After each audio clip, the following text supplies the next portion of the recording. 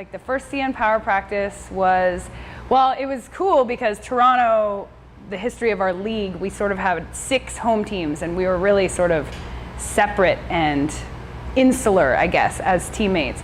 So it was the first time that we ever got to work together from people with other teams, which was something that none of us were familiar with. We're used to being enemies, so we actually had to figure out how to work together as like, rivals and make it work. So there was, there were some adjustment periods to that, and we definitely got over it pretty fast, but it was definitely an adjustment.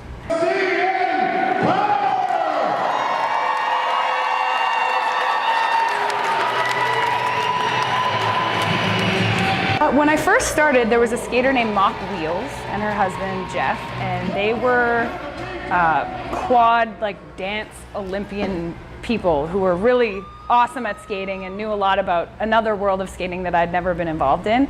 And so they were big mentors to CN Power when it first came about. They were our trainers, sort of our mentors, our captain, and they really sort of got us in the swing of things in terms of being a team and learning how to be athletes.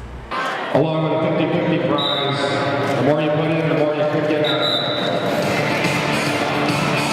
23-1 right now for the CN Power. Quad City was the first sanctioned tournament on Canadian soil for WIFTA.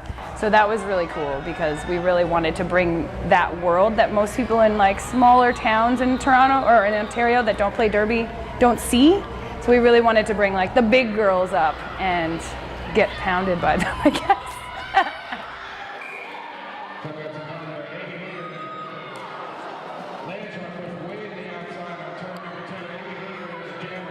My partner, Joel, who was Reverend Ramirez, ran the team for many, many, many years, and he always had just a great way of telling skaters how to be better without telling them that they sucked. I don't know if that makes sense, but he really was able to talk to someone and be like, look, you're not doing this, you need to do that. And it's hard to do that sometimes to people and not hurt their feelings, but he managed to say it and do it in a way that would get the best out of people. And I think that went a long way for us, for sure, in terms of our skill and our camaraderie and morale. Oh, this is the best. I love Toronto. I'm born in Toronto, and it's my favorite city in the world. I've traveled a lot, and every time I come back, I love Toronto even more than when I left. So yeah, I remember the first time we got our real pink uniforms. I was so excited. We were here actually because we printed them here.